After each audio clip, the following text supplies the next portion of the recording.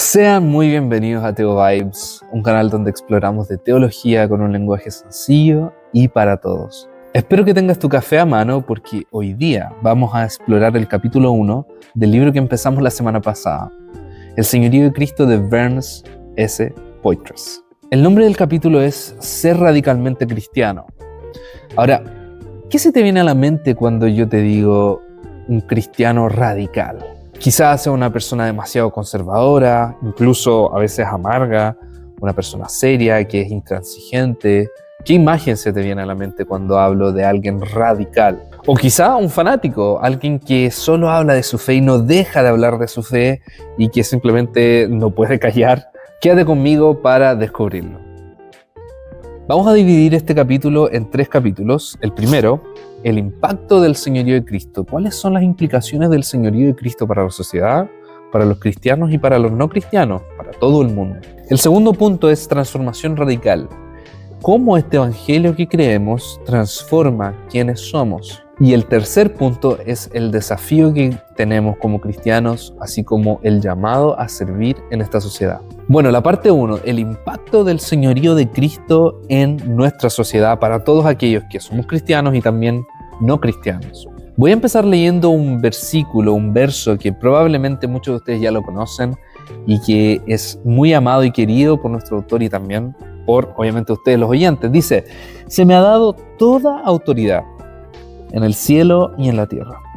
Por tanto, vayan y hagan discípulos de todas las naciones, bautizándolos en el nombre del Padre, del Hijo y del Espíritu Santo, enseñándoles a obedecer todo lo que les he mandado a ustedes. Y les aseguro que estaré con ustedes para siempre, hasta el fin del mundo. Este es Mateo 28, del 18 al 20, la gran comisión.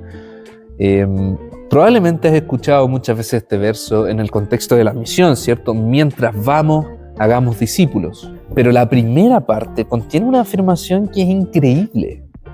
Toda autoridad me fue dada en el cielo y en la tierra. Esto tiene todo que ver con la misión que Dios está haciendo en el mundo y por lo tanto también nuestra labor como cristianos. El autor nos empieza diciendo que el evangelio, el señorío de Cristo, tiene implicaciones profundas para toda la sociedad. Jesús no es solo Señor de nuestras vidas privadas, lo que pudiésemos considerar nuestras creencias, nuestra fe, nuestros pensamientos, nuestra manera de criar a nuestros hijos en el hogar, sino que también Señor del área que se considera pública, ¿cierto? Todo lo que es el trabajo, las ciencias, la política, las artes, la educación. Y si bien esta división no representa del todo cómo puede ser la realidad, el punto es, no existe terreno neutral. ¿Qué significa esto? Bueno, supongamos que tú eres un cristiano que está involucrado en el mundo de los negocios, pero además eres padre.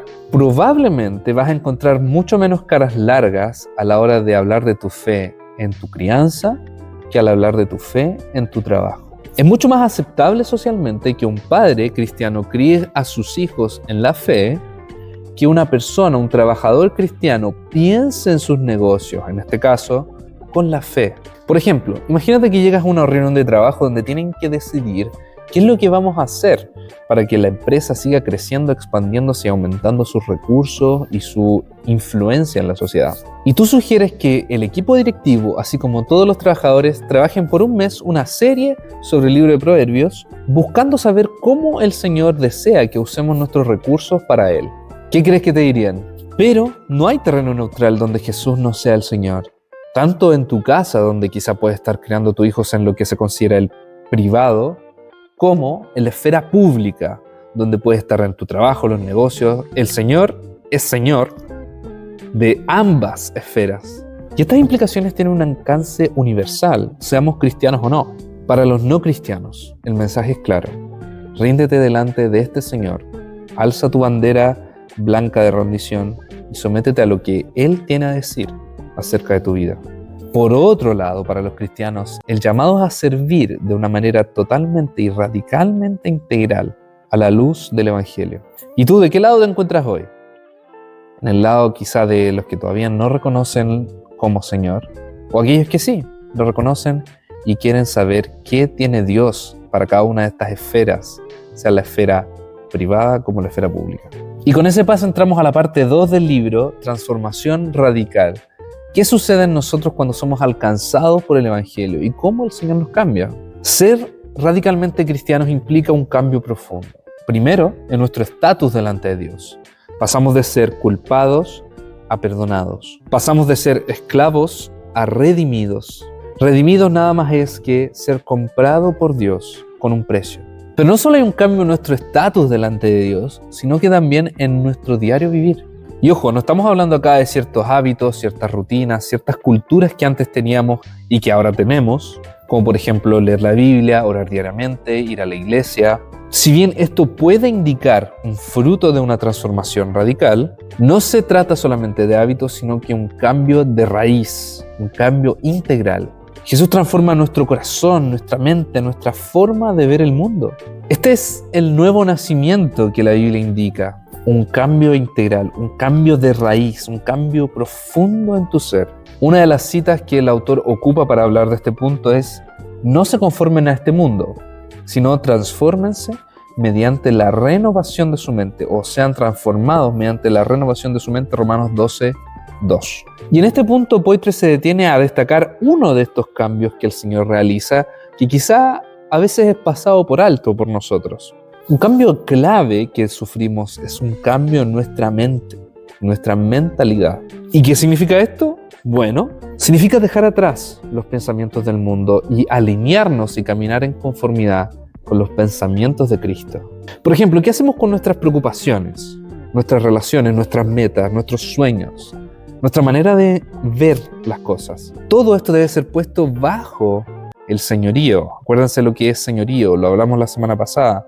Bajo el dominio, la autoridad de Cristo. Quizá antes tu mayor meta, tu meta de año nuevo, como se dice, era quizá enriquecerte, era quizá ser famoso, era incluso puede ser vivir una vida tranquila y en paz. Cosas que en sí mismas no son malas, pero al nacer de nuevo, nuestra meta pasa a ser lo que Dios considera como meta. Y esto es que todas las cosas apunten hacia Él como Señor y centro del universo.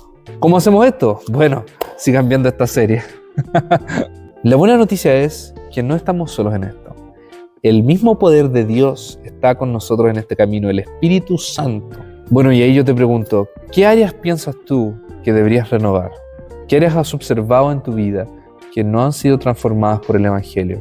Y esto nos da una pregunta y un pase para la parte 3. El desafío y el llamado que tenemos como cristianos en la sociedad. El autor empieza destacando la mente por una razón en particular. Vivir bajo el dominio y la autoridad de Cristo en una sociedad que no tiene en cuenta el señorío de Cristo no es una tarea fácil. Quizás estamos convencidos, nosotros y la sociedad afuera, que tenemos que cambiar nuestra manera de actuar. Debemos amar más, debemos perdonar más. Estamos convencidos de que tenemos que cambiar nuestras creencias. No somos ni budistas, no somos ni ateos, no somos cualquier otra cosa, sino que somos cristianos. Incluso estamos convencidos de que tenemos que cambiar nuestra rutina y nuestra cultura. Pero, ¿estamos convencidos de que tenemos que cambiar nuestra manera de pensar?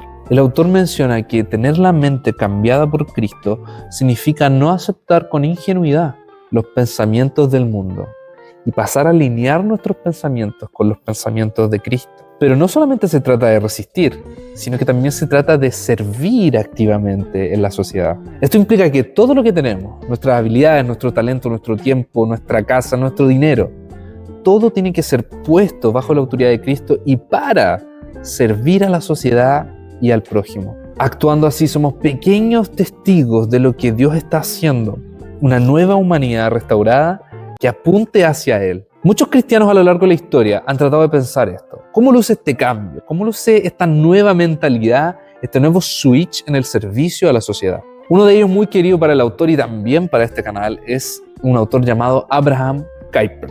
Y parte de nuestro trabajo es seguir trabajando y pensando en conjunto con todos otros hermanos de la fe cómo luce la mente de Cristo en cada esfera de la sociedad. Antes de terminar, el autor nos recuerda algo que tenemos que tener presente durante toda esta serie. Si bien podríamos empezar a ver cómo la mente de Cristo luce en cada una de estas esferas de la sociedad, es necesario primero que tengamos claro las bases de nuestra fe, quiénes somos y cómo luce esta nueva identidad renovada en Jesús. Por otro lado, también tenemos que ver cuáles son los recursos que tenemos disponibles con el poder del Espíritu Santo para pensar en estos cambios y llevarlos a cabo. Uno de los recursos que estamos usando acá, por ejemplo, es echar mano de aquellos pensamientos que han hecho cristianos y hermanos nuestros a lo largo de la historia en la Iglesia global, cosas que vamos a abordar en los siguientes capítulos de esta serie. Ser radicalmente cristiano no es fácil, queridos. Yo sé, es una tarea ardua, se ve harto trabajo, se ve que requiere harto de nosotros, pero, así como lo hizo el autor, también lo hago acá. Tenemos el poder del Espíritu Santo que nos acompaña en esta jornada, que aunque larga, suena más como una maratón, donde todos los días estamos pensando, estamos cambiando y estamos siendo transformados por el poder de Cristo para tener la mente de Cristo. Este capítulo nos desafía a rendir toda nuestra vida delante de Él, someternos delante de su autoridad y permitir que Él haga los cambios en nosotros para poder ser luz en la sociedad. Para finalizar este capítulo, quiero recordar cuáles son los 3 puntos que vimos hoy día. 1. No hay terreno neutral. No existe un terreno donde la autoridad del Señor no se haga parte. Sea en nuestra casa, sea en nuestro trabajo, sea en nuestro entretenimiento, en cualquier cosa que tú pienses. 2. El nacer de nuevo implica un cambio de raíz, un cambio integral. No solamente en ciertas cosas de nuestra vida, como son los hábitos, como son las actitudes, sino que también en nuestra mente, un cambio integral. Y 3, somos llamados a resistir, por un lado, a la mentalidad del mundo, pero también a servir activamente, no solamente resistir en nuestros castillos, sino que también salir a servir y mostrar esta nueva identidad en Jesús. ¿Qué opinas de esto? Bueno, hámelo saber en los comentarios, dale like, suscríbete, envíale este video a alguien que pudiese interesarle y que se está preguntando estas cosas. Nos vemos en el próximo episodio de Teo Vibes, queridos. Que tengan un día lleno de bendiciones.